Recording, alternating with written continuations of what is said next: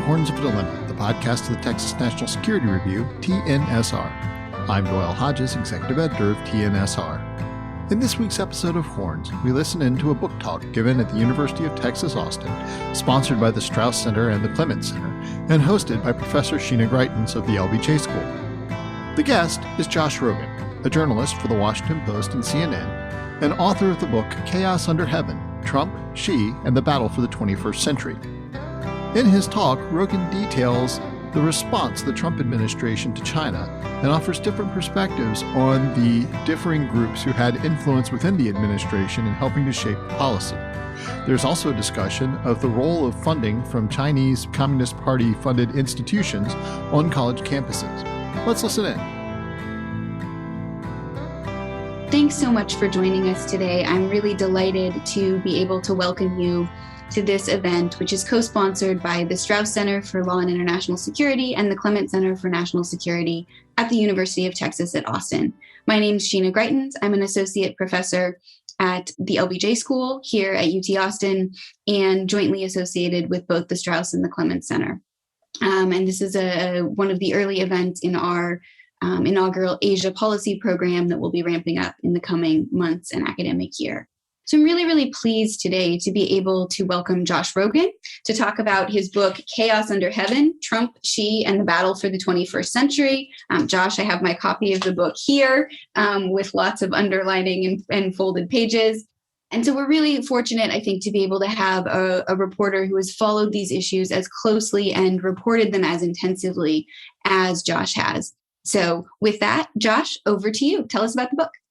Thank you so much, Sheena. Thank you, everybody, for participating today. And thanks to the Clements Center and the Strauss Center for hosting this event. And, I'd love to just tell you a little bit about myself before I get started. I started as a reporter for the Asahi Shimbun Daily newspaper in 2004, covering the Pentagon. I was sent to my first Pentagon briefing at the time when Donald Rumsfeld was Secretary of Defense. And that was at a very fractious time in the Iraq War. And what happened was when Donald Rumsfeld would want to switch the topic away from the Iraq War, he would call on me and I would reliably switch the topic to U.S.-Asia relations. And, that was sort of the beginning for me of a long pattern of being a Washington journalist who was focused on the Asia policy community and the Asia policy debate a little bit more than a lot of my other colleagues who were for many years focused either on the war on terror or much later on the competition with Russia. And, I sort of had a chance early on to sort of have a front row seat for what was then already a heated debate over the course of the U.S. relationship with China and the course of the Chinese government and its strategy and how Washington should and the broader society in the United States should deal with that. And I continue that reporting into a trade publication called Federal Computer Week magazine, then to Congressional Quarterly, then Foreign Policy magazine, then then Newsweek, then the Daily Beast, then Bloomberg View, and now at the Washington Post, where I am a columnist for the Global Opinions section since 2016. And over that time, I think what I witnessed is that when I started covering U.S.-China relations in 2004, I and the other 20-something gang of Asia experts and congressional staffers and government officials that I had become friends with, we were just starting out in our careers. But already we were watching a very serious and very complicated debate play out above us, which was the debate over how to deal with a Chinese government that was becoming increasingly problematic in a number of ways, increasingly internally repressive, externally aggressive and interfering in free and open societies. And this debate is often summed up rather sort of, simply as a debate over whether we should engage with China, which I argue in the book is sort of a false question. Of course, we should engage. Of course, the relationship with China is complicated and complex and will always involve a mix of engagement and other strategies. But the debate over what went wrong with that engagement began in earnest in those years and continues to this day. And, basically, the younger generation of China hands, from my experience, never really were bought into or never really felt allegiance to this idea that a focus on engagement and a focus on engagement's potential, although not promised to result in Chinese government and Chinese Communist Party reform, opening up, economic liberalization, political liberalization, all the rest. By the time we got into positions of relative power and authority 20 years later, it seemed as if that was not going the way that we had hoped. And we can have a long debate over why that happened. Some people will say, well, engagement with the hope of that China would liberalize was the most responsible policy at the time. Some people will say that was foolhardy. Some people will say that is still the right policy today. But again, for most of the people that I've interacted with in Washington over the last 20 years, in the younger generation, that didn't much matter because we hadn't been around when that bet was made, and we bore really no allegiance to it one way or the other. A younger generation of China hands saw China for more of what it was, not for what the older generation said it was or wanted to believe it would become. And of course, there wasn't a monolith of opinions or analysis, but there was a lot less disagreement about the prognosis and about the solutions. And then when the Trump administration came to power, the only thing that was assured is that it would be very disruptive. And this was an opportunity for a lot of young foreign policy hands, many of whom had been waiting their entire career for such a disruption, to really have influence in the US-China debate and strategy in a way that they hadn't had before. But even at that time, the conventional wisdom was that China's rise was more or less inevitable, and there wasn't much or we could or should do about it at the political level. And this is sort of presented often, I think, in a misleading way, and in a sense, a false choice. And common way to dismiss the idea of confronting the Chinese government's strategy and behavior in China is to point out the risk that such confrontation could lead to outright conflict. And you could point to Graham Allison's Thucydides trap, or you could point to, warnings of a new Cold War. And I think that, these analogies are both very flawed for a lot of important reasons that I'm happy to discuss, and I think that even today in Washington, we are often, forced into this sort of simplistic false choice of, oh, well, we have another Cold War, or we fall into Thucydides trap, or we fail to acknowledge that the US-China relationship is changing. And a lot of that is due to the Chinese government's strategy and its actions, and that a lot of what we're doing is part of a response to those actions, and that our response is not just about us, it's about our allies and partners and other free and open societies around the world who are facing the exact same challenges. Now, what I did in the book was basically to take my 4 years of reporting on this very complicated and complex turn of events for the Washington Post, and then re-report it with about 300 or so additional interviews with everyone from cabinet officials to the vice president, all the way down to staff assistants, people inside the intelligence community, academics, scientists, think tankers, politicians, you name it.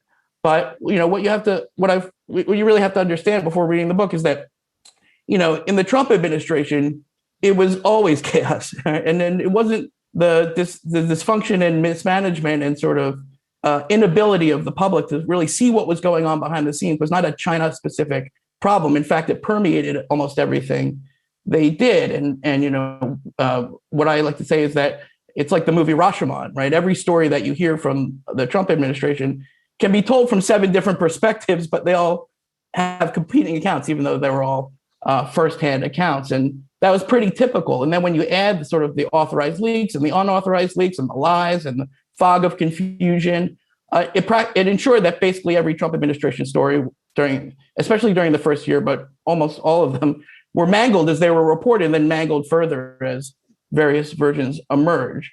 And so what I tried to do in the book is untangle a bunch of those stories and, try to set the record straight on as many as I could, realizing that that's an ultimately unattainable goal. And then to, try to understand how that fits, how the Trump administration's turn to a more competitive, some would say more confrontational approach to the Chinese Communist Party and the Chinese government spilled out into different institutions in American society in a variety of ways, and that included in academia and in Wall Street and in the tech industry and in Hollywood and in Congress and in our elections and in our social media, et cetera. And when the US government and these institutions first began interacting on how to solve these complex challenges, it didn't always go well. And there was a lot of distrust, and our American institutions defend their independence and their separation from the government rightly and fiercely. But at the same time, they were both trying to grapple with what the Chinese government was doing in our institutions and in our society. And it required them to deal with the Trump administration that they essentially didn't trust. And sometimes those interactions didn't go very well. And to be sure, mistakes were made. But, I want to sort of give you my take on basically what I think happened over these last 4 years. And, the basic narrative that you will have heard in the media is that Donald Trump was a neophyte president who bumbled his way through the most important bilateral relationship at a crucial juncture. And according to this argument, Trump was just flailing between, tough but ineffective trade wars, a love affair with Xi Jinping, a general disregard for American values like democracy, freedom, and human rights. He made decisions on a whim. He set his factions against each other for sport. And his tactics and strategy varied based on his instincts, which were all over the map. The second narrative, which you can only really get to if you talk to those people close to the president, is that Trump actually had a very firm view on China, an outlook that he brought into his presidency and that has stayed relatively consistent throughout, actually. And according to this theory, Trump set his advisors against each other, not because he wanted to watch them fight, but because he wanted them to compete ideas to fit his vision. And it wasn't because he didn't know what he wanted. It was because he wasn't able to achieve his objectives the way that he thought. I think neither of these narratives are mutually exclusive. I think there are elements of truth in both. And I think it's true that, Trump prioritized his trade deal above national security. And it's true that Trump, as president, cared little about human rights. It's also true that he believed his friendship with President Xi was constructive, and that caused him to make concessions foolishly at times. And it's also true that Trump was personally committed to confronting China. And, it's also true that the sheer chaos of the White House on all issues made a steady, much less predictable strategy impossible. Chaos that defined the Trump administration came at a time when the U.S.-China relationship was already entering a particularly unforgiving period. When the Trump administration unexpectedly came to power, U.S.-China relations were at the center of three tectonic trends: the rise of nationalism and populism, in part due to the unequal distribution of benefits from globalization, the rise of emerging and foundational technologies that altered daily life, and the fraying of a world order that was built for an era when the United States was destined to be the only superpower, and the spread of democracy everywhere seemed inevitable. And, over the course of Trump's presidency, awareness inside the U.S. government and around the country really steadily grew that China's rise, and that the Chinese government strategy played into all three of these dynamics. And again, put very simply, a Chinese government that is militarily expansionist, economically aggressive, internally repressive, and increasingly interfering in free and democratic societies poses enormous challenges for the United States, along with all of our countries, our allies, friends, and partners. And, while the Trump administration was wrestling with these questions, the effects were being seen in our national security, in our investments, and in our industries, and even in our campuses. And different sectors of U.S. society have awoken to these challenges at different times and in different ways. And, these challenges would have existed even if Donald Trump had not been elected president. To be sure, our reaction would have been different. To be sure, if Hillary Clinton had been elected president, we would have seen a more multilateral, more ally-centric, perhaps less trade nationalistic policy.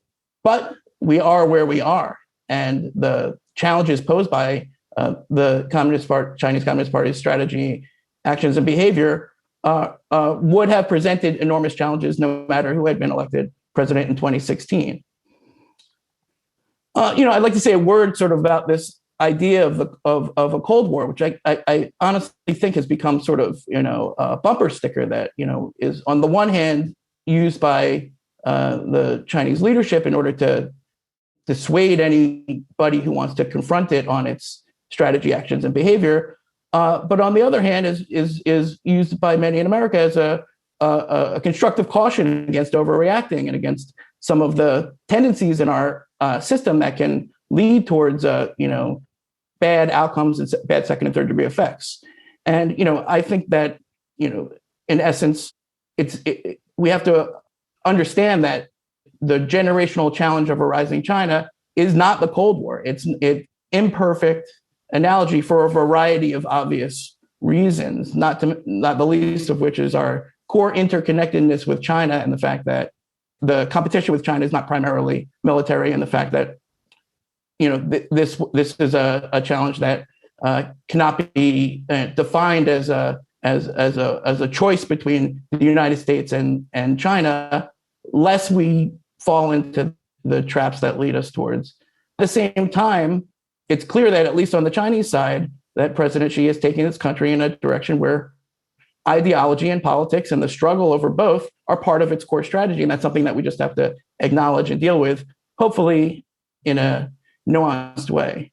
And the other thing I think that a lot of people sort of get wrong about U.S.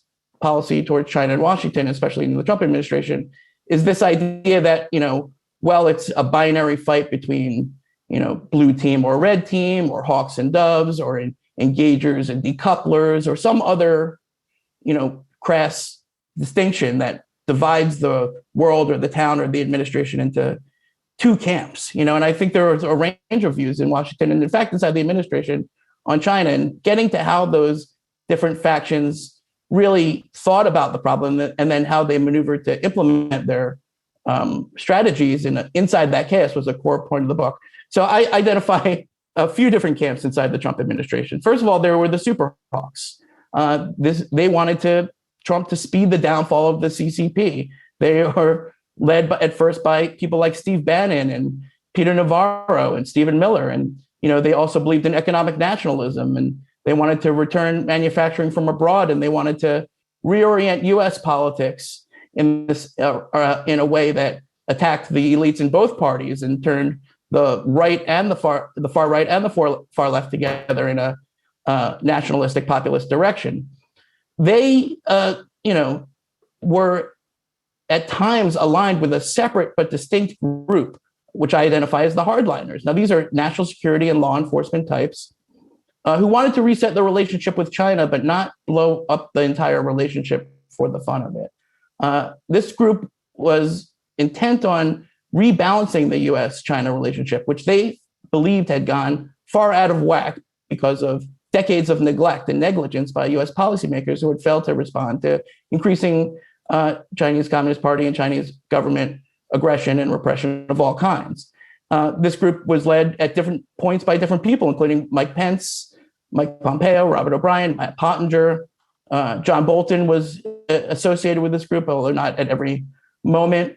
They were also working on instituting a new strategy towards China inside the government, which is something that I think the Superhawks largely ignored. On the other end of the spectrum, there were the Wall Street clique, led by investment banker.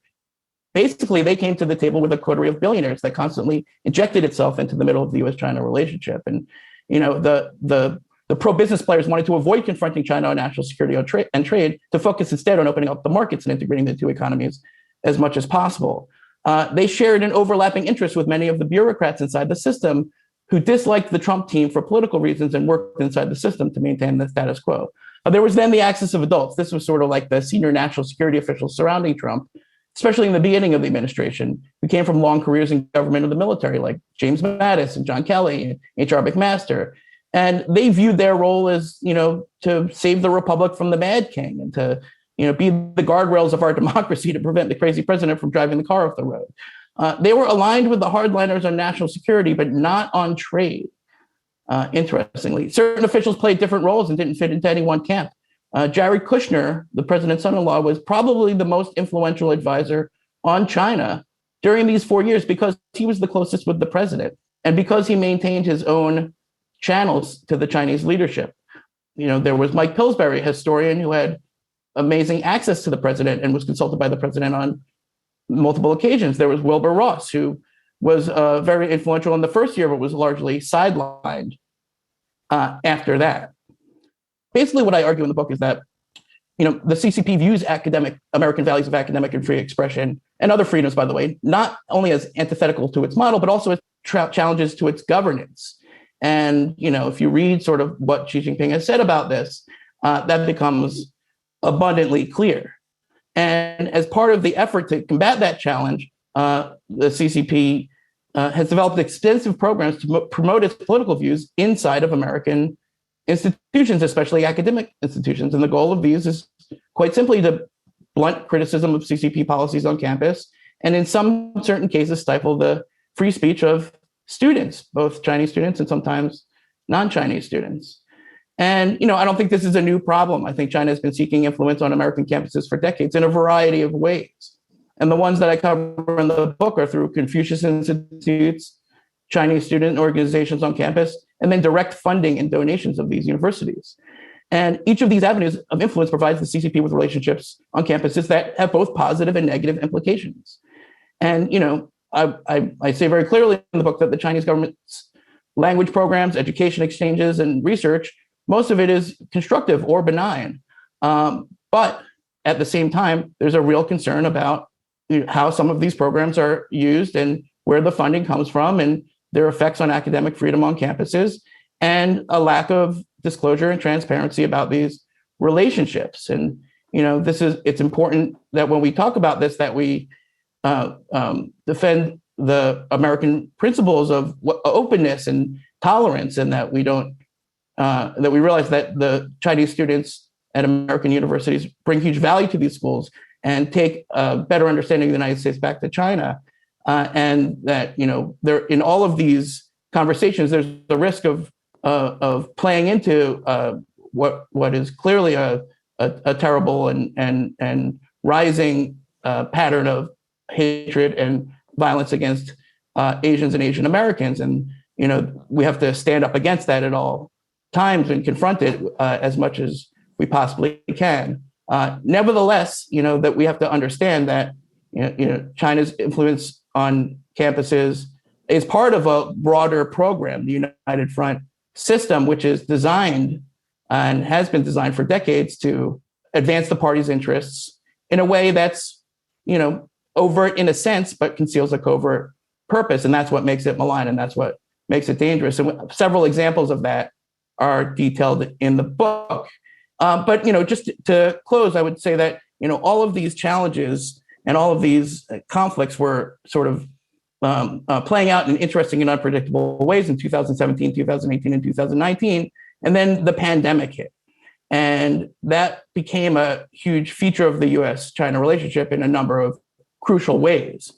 In one sense, the coronavirus pandemic became the lightning rod for discussing a lot of previously understood but undiscussed problems every country has had with China's role in the world and its behavior outside of its own borders. It was the first sort of realization that people and leaders in many countries had to what the Chinese Communist Party was willing to do if it had the first mover advantage, the power, the influence that went along with being the first country to deal with the pandemic, the country that had most of the science, most of the masks, most of the PPE, and the way that the Chinese government decided to use that power and influence actually turned many people in many democracies against the Chinese government and forced a reckoning in many different parts of the world, but also inside of our own country. And, in our politics, that was in a sense good, but also it came with a very ugly underside because the president of the United States abused that, the pandemic to spread racist speech and, actually hyper politicized the China issue in a way that, we don't know yet if it can be undone.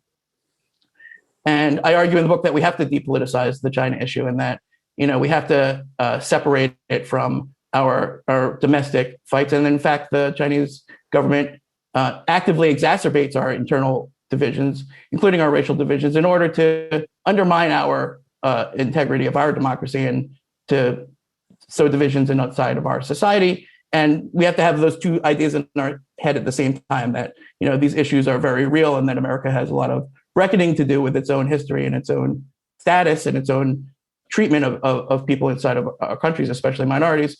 At the same time, we can't allow a false equivalence between that and the mass atrocities committed by the Chinese government against its own people. And we also have to be conscious of all types of foreign interference in our politics. Okay, so just to wrap up, a lot of people say, well, how does this end?